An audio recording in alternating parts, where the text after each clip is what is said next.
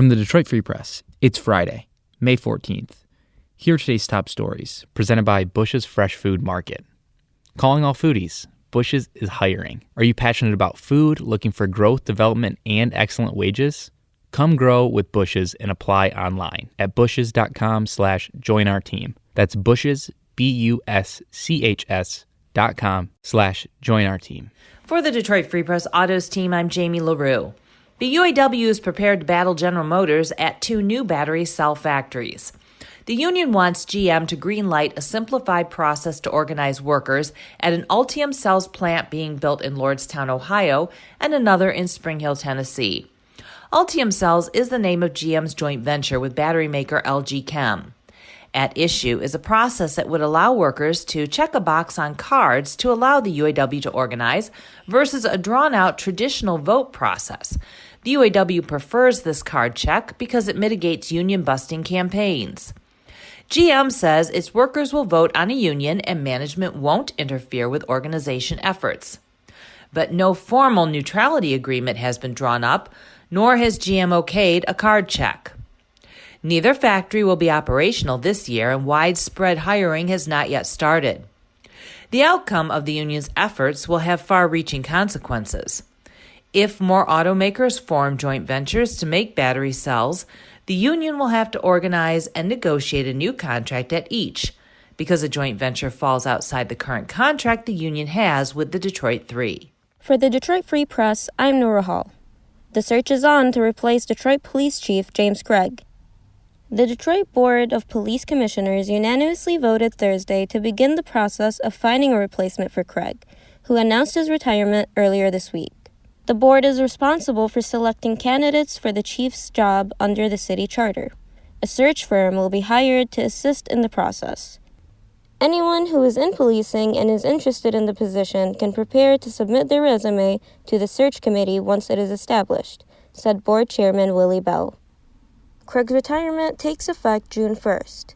During public comments, former Detroit Police Commissioner Bernice Smith said former Deputy Chief in Detroit Renee Hall would be a good candidate for Craig's job. It is time for a woman to be in charge of the police department in Detroit, she said. I'm Frank Witzel with the Detroit Free Press. Michigan's gas prices are creeping up to close to $3 a gallon, and they could go even higher as more than 1 million people in the state are expected to take trips during Memorial Day weekend. AAA warned that the Colonial Pipeline, which delivers 45% of fuel to the East Coast, is offline as a result of a cyber attack, so there could be some shortages. Moreover, there also appears to be a shortage of tanker truck drivers to deliver the gas. Most of the gas stations in Michigan are expected to have enough supply on hand, but if you get down to half or a quarter of a tank, consider refueling so you don't run out. If you're fully vaccinated, you're free to travel at low risk, according to the updated Centers for Disease Control and Prevention guidelines. Unvaccinated travelers should get tested, wear a mask, and practice social distancing.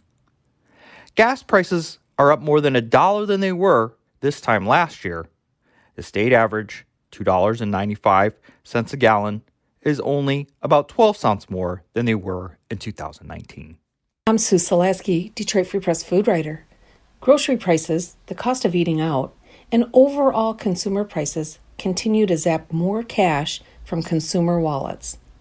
Prices for all goods, food, shelter, and energy in April rose nearly 1% compared to March and 4.2% for the last 12 months, according to the monthly Consumer Price Index. It was the largest 12-month increase since prices shot up 4.9% in September of 2008. Grocery prices rose in all 6 major grocery store food group indexes. People paid more for cereal and bakery items, fruits and vegetables, dairy products, meats, poultry, fish, and eggs. Consumers paid more for bacon, hot dogs, and milk in April. For the year, bacon prices are up 10% from April 2020. For Metro Detroit, overall food prices were up 1%, and grocery prices rose more than 1%. Food at restaurants also increased in April. For the year, Metro Detroiters paid 11% more for food at restaurants. For more stories from the Detroit Free Press, be sure to check out freep.com. That's FREEP.com. If you're a fan and want to support our quality local journalism, subscribe. Go to freep.com/special offer.